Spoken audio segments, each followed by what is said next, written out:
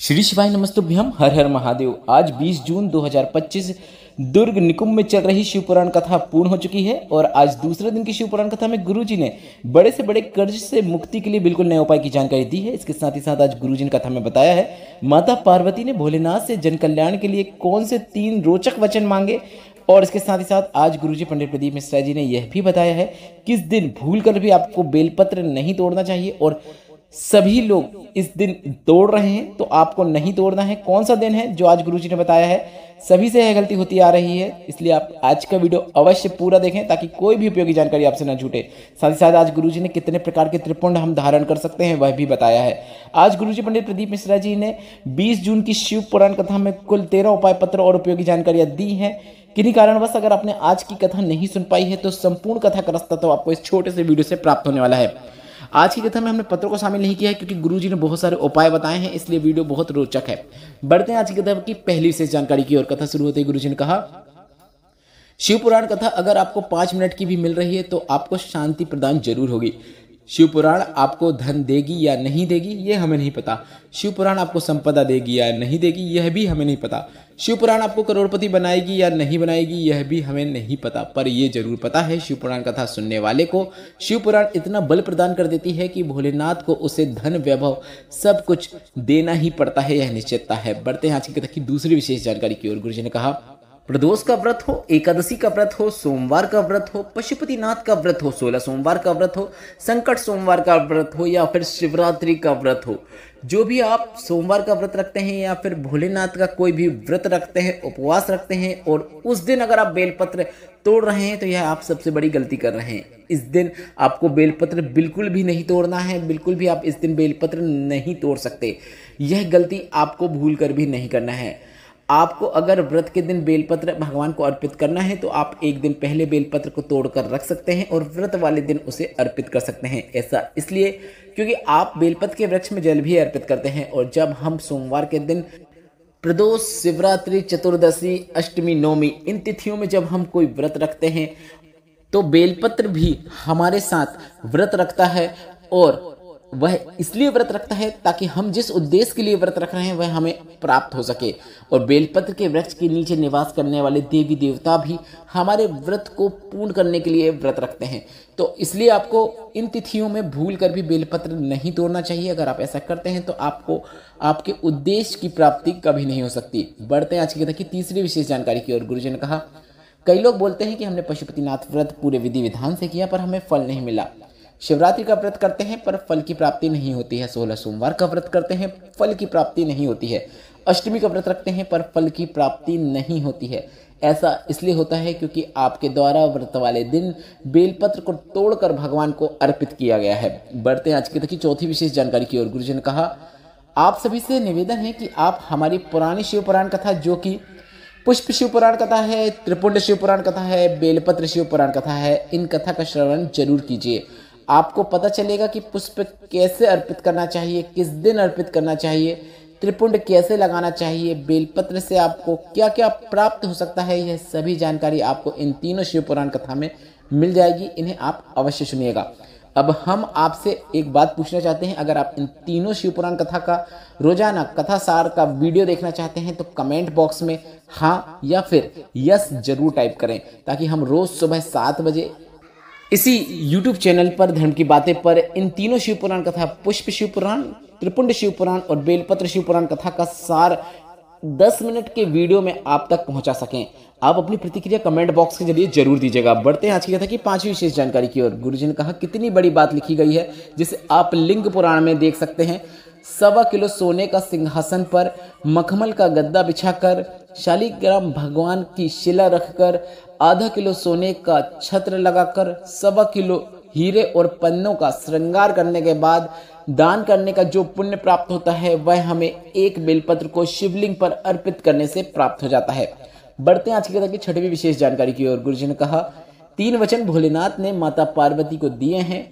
माता पार्वती ने कहा, जिस पति पत्नी का झगड़ा हो उनके बीच में प्रेम बढ़े। शिव जी ने कहा, हाँ, अगर पति पत्नी में झगड़ा भी हो रहा है तो भी उनके बीच में प्रेम जरूर बढ़ेगा।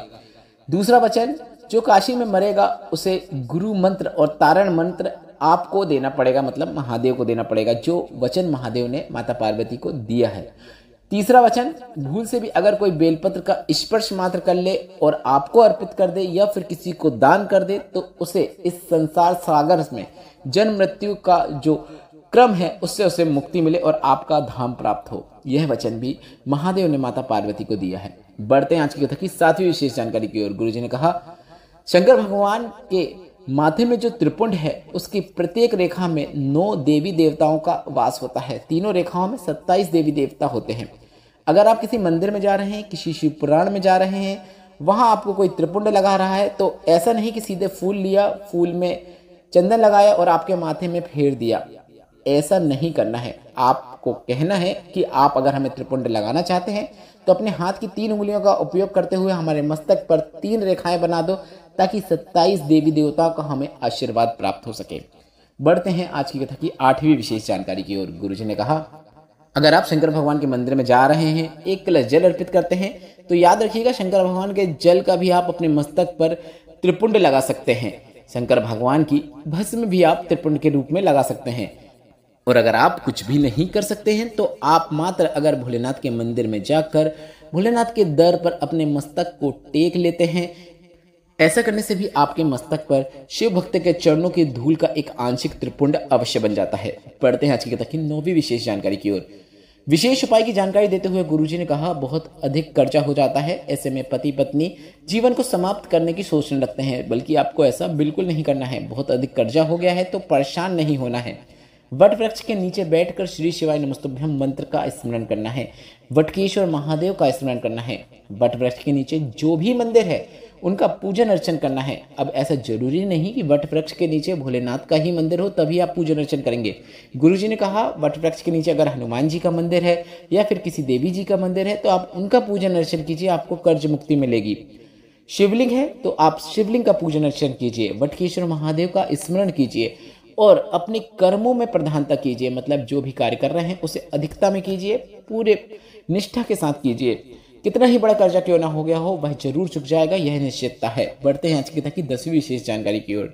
गुरुजी ने कहा, हम सभी से एक निवेदन करना चाहते हैं।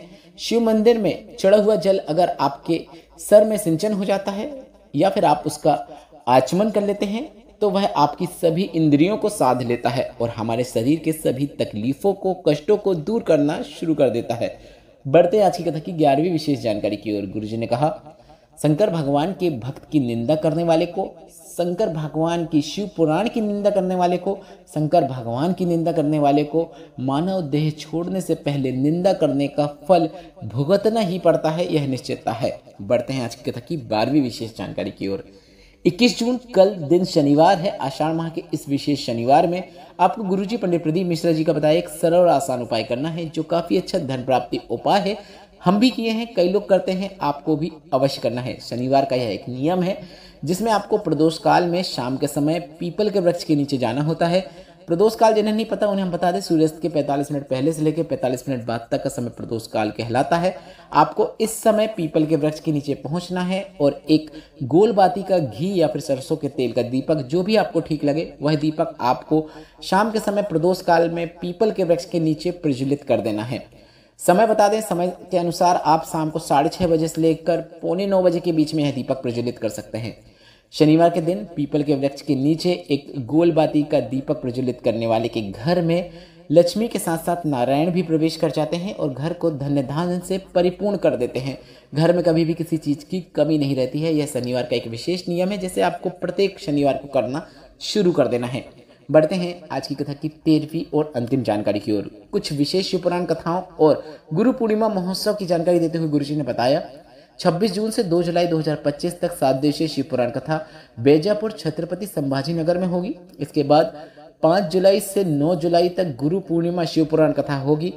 इसके बाद 10 जुलाई 2025 को गुरु पूर्णिमा महोत्सव होगा जिसमें गुरु जी को आप अपना गुरु बना सकते हैं सीहोर कोबरेश्वर धाम में पहुंचकर इस गुरु पूर्णिमा महोत्सव में शामिल होकर। इसके बाद 25 जुलाई से 31 जुलाई तक 7 दिवसीय शिव पुराण कथा भिलाई में होगी और 6 अगस्त का दिन आपको नोट करके रख लेना है क्योंकि प्रदोष का दिन है, सावन का महीना रहेगा और इस 6 अगस्त सावन प्रदोष में सीहोर में कांवड़ यात्रा होगी, जो कि सुबह 9 बजे सीहोर की सीवन नदी से शुरू होगी और लगभग 2 से 3 बजे कुबरेश्वर धाम पहुंचकर पूर्ण होगी। वीडियो में बताई गई जानकारी से संबंधित कोई प्रश्न है तो आप कमेंट बॉक्स के जरिए जरूर पूछेगा। ऐसे ही वीडियो और देखने के लिए चैनल को सब्सक्राइब करना मत भूलिएगा। श्री शिवाय नमस्तुभ्यम।